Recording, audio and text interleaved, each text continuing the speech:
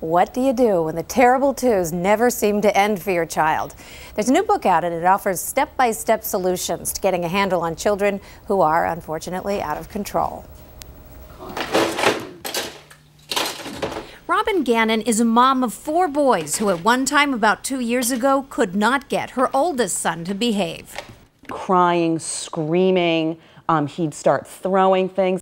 Robin wrote about her desperation and her son's terrible tantrums in this journal. I felt like I had just totally lost control of him.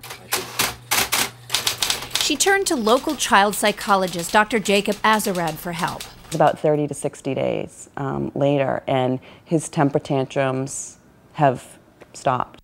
Dr. Azerrad, author of From Difficult to Delightful in Just 30 Days, claims he can help stop your child's tantrums. I would say 90 to 95% of the children can benefit from this. Within 2 or 3 or 4 weeks, there are unbelievably radical changes in the child's behavior. To begin, he says, look at your child with a new set of eyes. And step 2, nurture their good behaviors. Praise them when they've done something positive, like picking up toys or sharing with a friend. The child is told that these behaviors are signs of being a big boy or a big girl, and you can't imagine how powerful it is to tell a child that what you saw is a sign of being grown up. The third step Dr. Azerrad refers to as a timeout makeover. Timeout means timeout from reinforcement. It means nothing to look at, nothing to do, no one to talk to, and nothing to listen to. Dr. Azerrad says the first time your child acts out, you need to put them in a timeout. Never reason with them. Not a word comes out of your mouth except we do not hit, or we do not have tantrums, or we do not bite. He says the timeout should only last 3 to 4 minutes, no matter what age the child is. You can't believe how that'll stop the biting, the tantruming. Robin insists the steps are simple and the results very real. And within a short amount of time, he was very well behaved. The tantrums were all but gone, and he was being more respectful to his parents and being kinder to his brother and taking disappointment well. Which is an improvement we can all agree would be wonderful. Dr. Azerrad says his techniques, though, are only for children ages 2 and 6 years old, so there's a limited window. When all you have is a hammer, everything looks like a nail. The field of psychiatry only has a hammer. All they have are meds. Childhood bipolar, sensory integration disorder, ADD, ADHD. So now they give them another medicine to deal with the side effects. And then the next medicine has another side effect. Before you know it, you have kids who are 5 and 6 and 7 who are on 6 and 7 different medications. Our children do not have any blood chemistry that's different than the children of 50 years ago. What has changed radically is how we deal with negative behaviors. Tantrums, doesn't listen, throwing things, hitting, biting. And these kids don't need pills, they need parents. Parents need new parenting tools. That's what my book is all about. It is extremely effective. In some rare instances, a need for medication. I'm not against medication. I'm definitely not against medication. Medication can do wonders. But I'm basically saying that for most children who are out of control, medication is not the answer. That with very, very few exceptions, the answer basically is teaching parents how to be better parents, and that's what my book is all about. When you're in this situation, you're so emotionally involved with it that you're looking for answers, and typically the answers that you hear all the time now are medication.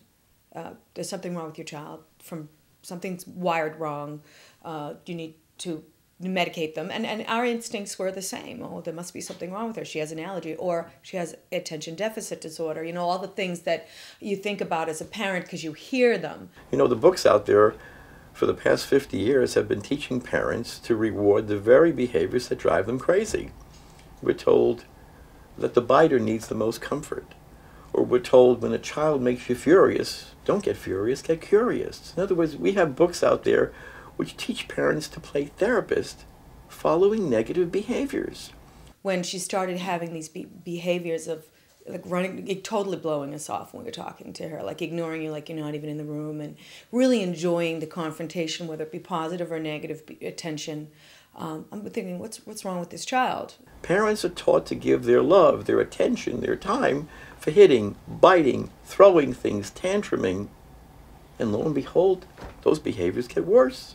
Children define grown-upness in terms of not listening, being defiant. You're not the boss over me. I can say no now. I'm a separate person. You can't control me. I'm a separate person, and that shows I'm a big boy or a big girl. And I teach parents how to redefine grown-upness in terms of being a caring human being.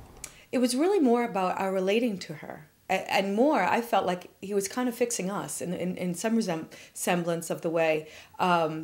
You went in there looking for one thing and you got it, but you got it in a totally different way than you expected it. He was helping us to learn how to relate better to our child in these situations. Essentially, what parents need to do is to teach the fourth R, relationship skills. What it boils down to is I change the child's world. And for the child who's 2 and 3 and 4 and 5, the parents are their primary world. He was showing us a very simple way to solve an issue consistently, which we just couldn't come up with because we were so in the middle of it all and so exasperated with our emotions with it. And it made sense, but we just needed someone to point us in the right direction. So the very first time I stopped and recognized her behavior, I can't recall exactly what it was, but I remember her reaction. She turned around and immediately came over and hugged me. And I was like, whoa, it was right there and then. And that was at the very beginning, the very first time. And then we just continued from there. And even within weeks, you see some changes. And surely within 4, 5, 6, or 7 weeks, there can be radical changes. And often, these children who change, I have never laid eyes on. I have never seen these children, and yet they've changed. I've changed the world of that particular child. Rather than that child being in therapy with me 1 hour a week playing games, that child's in therapy at home with mom and dad where it really counts for 10, 20, 30 hours a week. Parents are my clients. I teach them how to relate to their children in ways that will make them a better parent and in ways that will make for a child who will be happy. We want a good relationship with our child. We want our home to be a safe and happy place of growth, and we didn't feel like that was the case until we used these methods. And it did brighten our